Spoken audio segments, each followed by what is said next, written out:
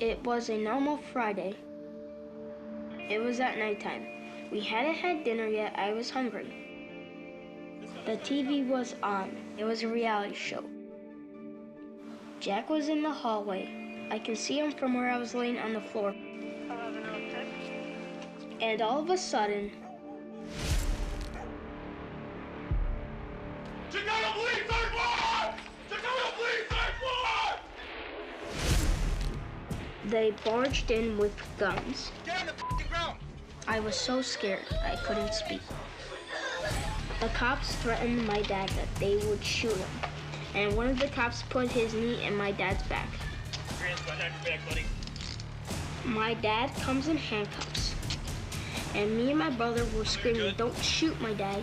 Don't take my dad."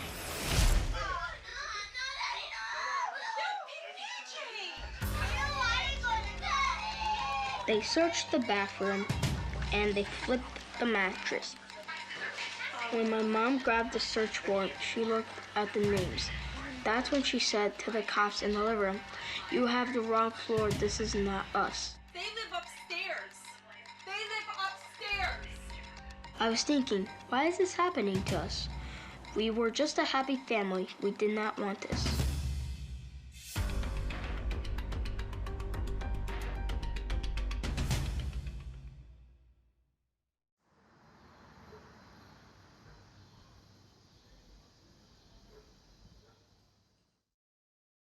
Peter, time to get up, bud. Go wash it. Get dressed. I got your food ready to go. My name is Peter Mendez. I'm 11 years old and I live in Chicago. Get your stuff ready. And I'm in the 6th grade. I used to live at 35th and Damon, and that's where the raid happened. My mom and dad are really the greatest parents ever. On the floor. Don't eat on the couch, because I don't want your mom getting mad. They're the best parents a kid could ever wish for.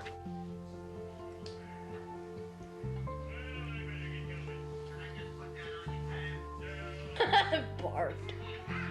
My dad works hard. He works as a janitor. My mom, she's a computer person. You don't want chocolate milk? No. My little brother, Jack, means the most to me because he looks up to me. He's my baby brother. Wash your hands, start getting dressed, baby. When I was growing up, I wanted to be a cop. But now that that happened, I kind of don't want to be a cop if that's going to happen to other kids.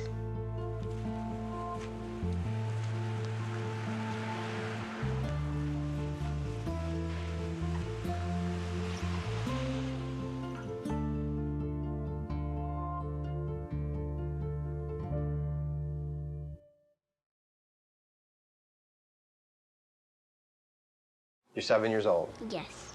So this was your brother's birthday party. Yes. And how old was he turning? 4.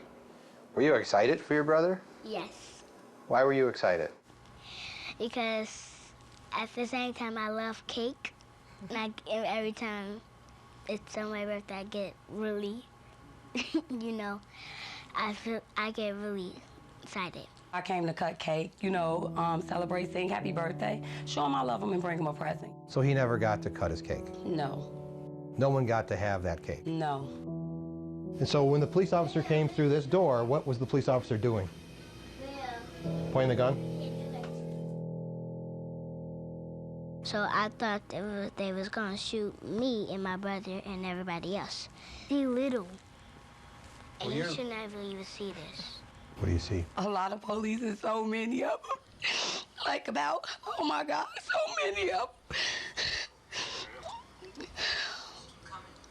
They just steady coming, a lot of them. At that time, I'm looking, thinking it's a joke, you know what I mean? But then you see guns. You see like, you see guns pointed at us. It was like terrifying. They didn't describe themselves as the police. They did not say who they were. They were like in regular clothes. The whole front room, they tore, tossed the couches or, threw the food on the floor, tossed his birthday gifts, just damaged like anything they got their hands on, they just flipped. After they left, the cake was on the floor in the corner with the number 4 stuck down in it. I'm okay. You're hearing this. Yeah, it's just like emotional for my daughter to fully understand and feel the way she feels at just 7 years old. So yeah, it's always emotional for me, so I'm sorry. She's comforting you right now. Right. Should she have had to have gone through something like that? No. And that's her first time ever experiencing things like that. And I'm so surprised and proud of her that she's taking it well better than me. And I'm 33. And it's like, yeah. It's hard for you, Yeah. knowing your children were put in that position. Yeah. On my son's birthday at that. So, yeah. Thank you, Mama. Yeah.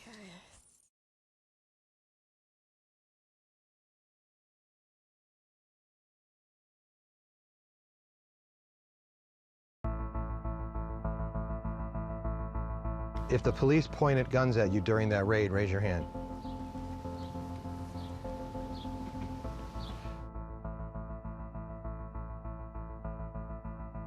They had us all run to like a corner of the room.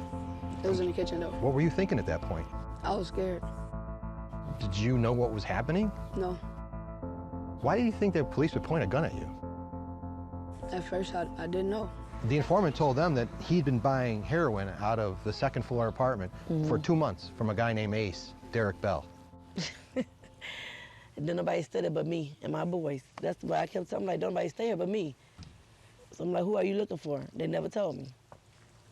I knew they had the wrong apartment when they looked at each other crazy. This is the person police were looking for. But no one's ever even seen this guy. Nope. I got more records involved with the raid. Took a while, but we got him. The guy that they raided your house looking for, if they would have done their homework, the guy they were looking for was in prison. And he had been in prison since 2009.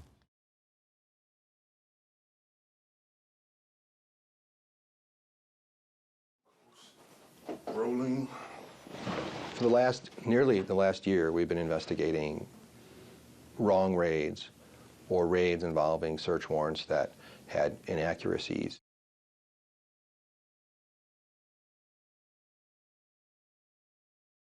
We want to make sure that we're achieving law enforcement objectives in ways that assure the safety of the officers, but also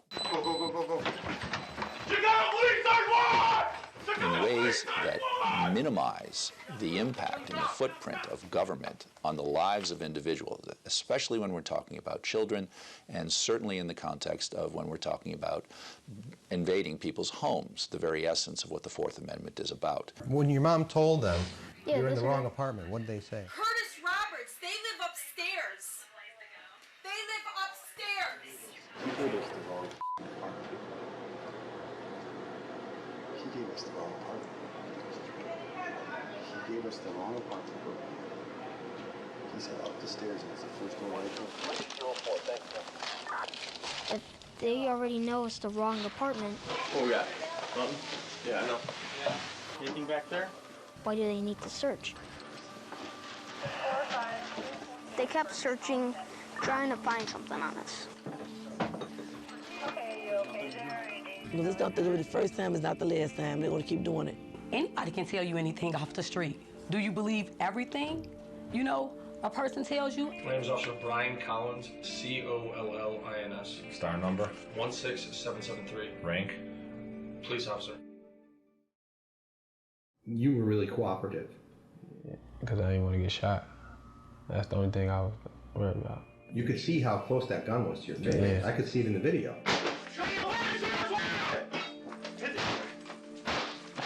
So I get to walk towards the door. I walked to the door, it just bursted open. And it just came down the hallway with a shield and a gun.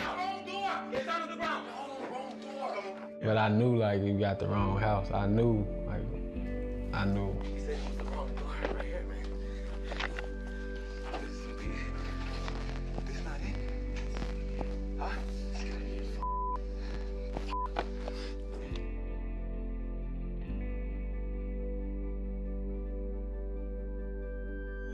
Give me your hand, brother. All right? Relax. Give me your hand.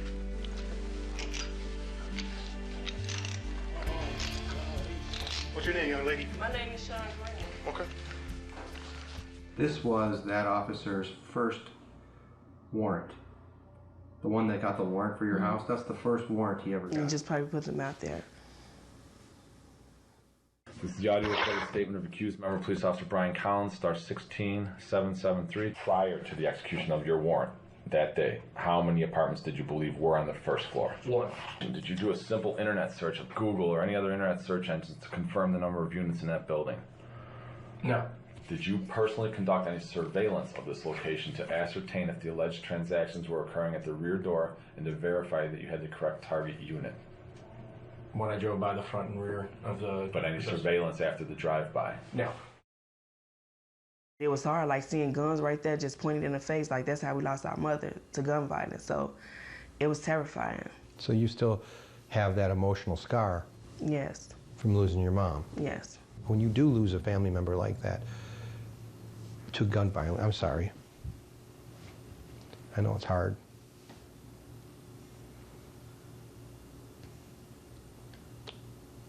I'm sorry, Nishan.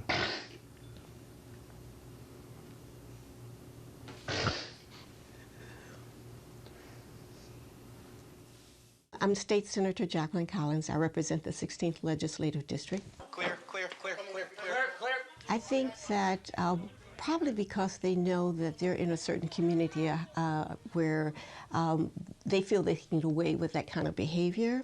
And I think because there's no discipline, there's no follow-up, there should be something in place, a departmental discipline for these violations where civil rights are violated. I think that is totally unacceptable, it's unconscionable, and that's why we need to get involved in mandating that they're held accountable for that misuse of power, abuse of power.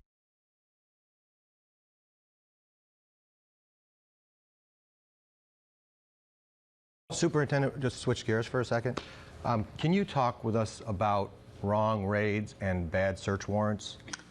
Sure. You know, listen, we do thousands of search warrants a year, and we do everything we can to ensure that we are targeting the right location. But at the end of the day, you know, we rely on citizens' information most of the time. But we're not perfect. We're human. Sometimes we make mistakes, but we try to provide the officers all the training we can to ensure that that type of thing doesn't happen. Are you tracking them? Do you know how many times they get it wrong? Yeah, we look at it. Do you have actual numbers? I don't have it off the top of my head, but we do have that. Because we've been asking for numbers.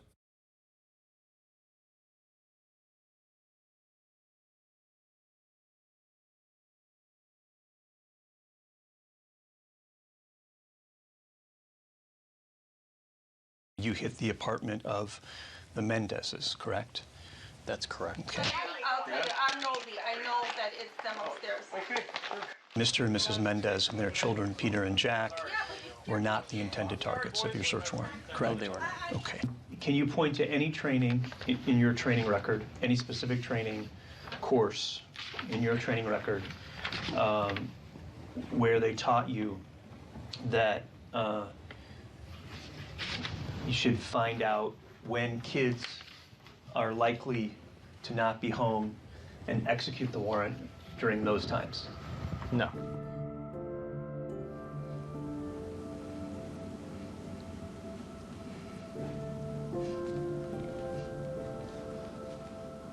Do you think the police were way too rough with you? Yes. I even tried to shake their hands. Two of them just shrugged by. And then one just shook my hand.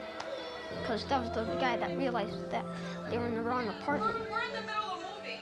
How did it make you feel when the officers wouldn't even shake your hand? I just felt that they're unpolite because, you know, I was trying to be nice.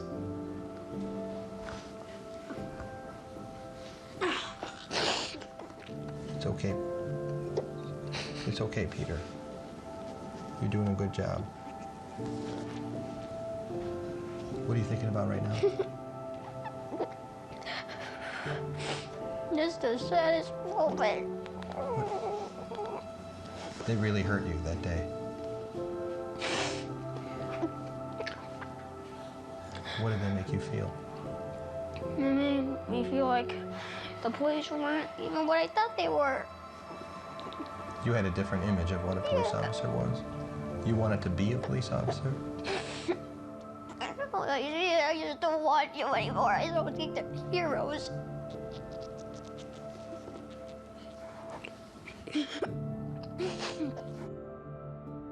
Mayor, what's being done to protect kids, especially innocent families, from these repeated wrong raids? We can't have this.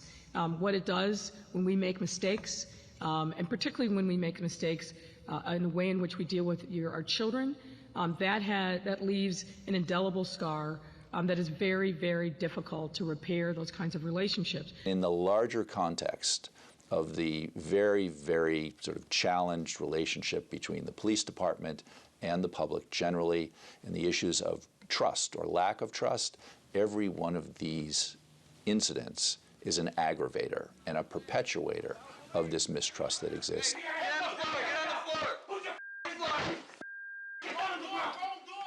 We the targets, black people. Even though we're black, doesn't mean they gotta do this to us. It's like people think all Mexican and blacks are bad, but they're thinking wrong.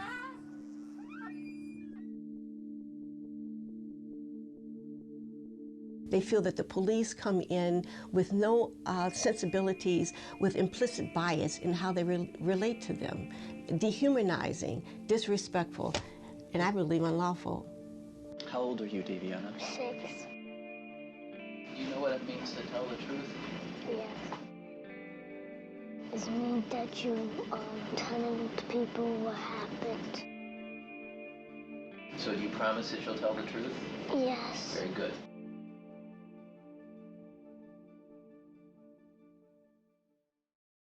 Hiring the videographer on May 15th, 2017 for the recording of the deposition of Daviana Simmons being taken at 219 South Dearborn Street. Do you know what a gun is? Yes. Do you know what it's used for? It's used to shoot. To shoot who or what? To shoot at people.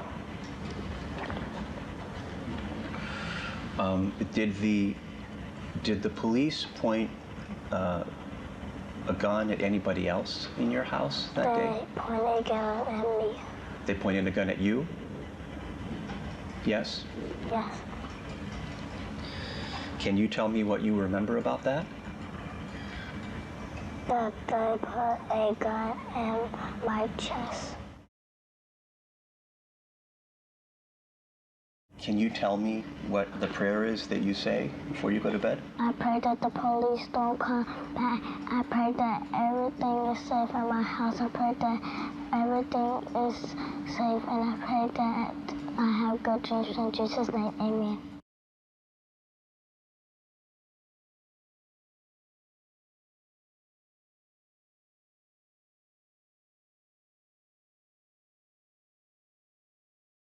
Because these officers are not trained on how to interact with young children, there's going to be a lot more trauma.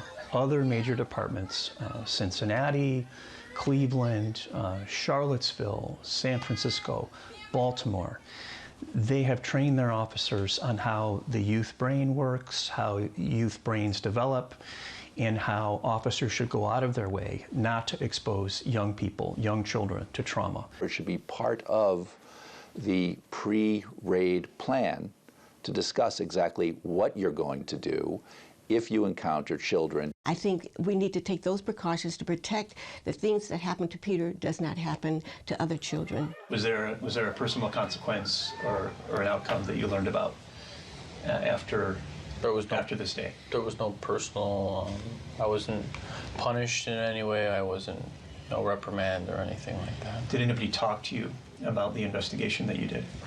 No. Do you know that, like, when you met me, was exactly 1 year ago today. Really? I looked at my calendar. I interviewed you on August 8th, 2018. Really? Yeah, yeah. I know that. The Inspector General has launched an investigation, and a law is being signed after your name. to protect children in raid situations.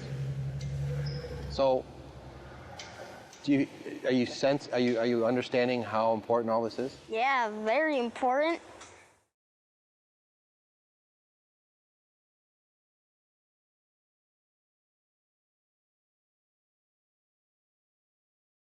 One year ago today. I can't believe it. I still have to smile just because it's just a really big thing. Well, what are you going to tell your friends? I don't really know. I'm just gonna say, not gonna brag about it or anything. I'm just gonna say, hey, look, the governor signed the bill so that way every single kid or every single person that has been raided, wrong raids, has been protected. Just because there's a law doesn't mean they're gonna follow it sometimes. Because you got some people that care and you got some people that don't care. I was scared to use the bathroom by myself. I was scared to walk home by myself. I was scared to turn the lights off and go through the back door. That's how I got to therapy. I didn't like therapy at first, but I can now walk home by myself. I can use the bathroom and turn off the lights. When I was growing up, I wanted to be a cop. But now that happened, I want to be a doctor. I am Peter Mendez. I am brave, I am smart, I am capable. Sometimes it gets sad, but I know how to work through it.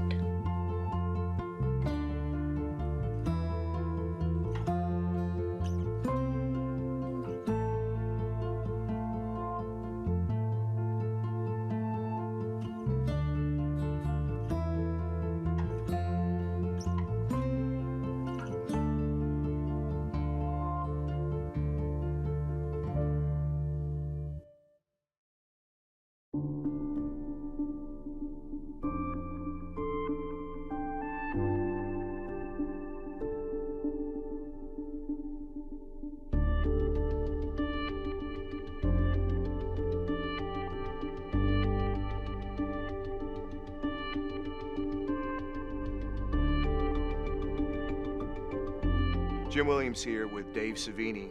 That was difficult viewing. You've been working on these stories for a year, and you've uncovered cases involving many other children who were not in this documentary. Yeah, these were just a few of the children and a few of the families. So far, we've examined cases ourselves of 23 different children that have gone through similar traumas. Guns pointed at them, their parents handcuffed in front of them, and sometimes the children as young as 8 put in handcuffs. I think we can all acknowledge that Chicago police officers have a very difficult job fighting crime in a violent city. They're going to have to do raids in some cases. How many raids do they do a year? They tell us they do several thousand raids a year, 2,000 to 3,000, maybe 3,500 raids in any one year. Do we have any idea how many of those raids are unwarranted? That's why we're doing the investigation. They refuse to turn over the records of all of the wrong raids. What do they tell you? The superintendent won't sit down like we're sitting down right here and answer questions from us. Although he did answer your questions in that news conference. If you want to go to a news conference and maybe get 1 or 2 questions out, he might answer you. I asked him right there at the podium. We've been asking for these records for, at that point, we had been asking for months. Now, we've been asking for over a year. And you've been enlisting the Illinois Attorney General's office. We had to go to the Illinois Attorney General's office to get them to force the Chicago Police Department to release a sliver of information. And in that sliver of information that we got, it doesn't make any sense. Our raids that we've been focusing on are missing. They're not in the documents. So where are the records? If we know those raids exist, why aren't those records in the records they're giving us? Dave, these police officers are required to wear body cameras, and we saw some of that footage. How important? Extremely, extremely important. People on the street have been saying this type of behavior has been happening for decades and longer. And they had no way to really fight back. It was a police officer's word versus their word. And what the body camera does is it brings the element of proof into the entire raid. You know, you have a recording of what's actually happening.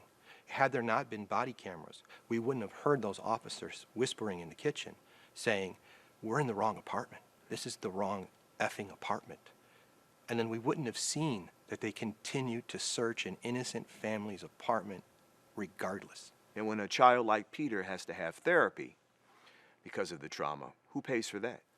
Ultimately, in the end, Jim, we all end up paying for it because in the Daviana Simmons case, it settled for $2.5 million. That was the little girl. That was the little girl that testified, that had the little prayer that she says before she goes to bed.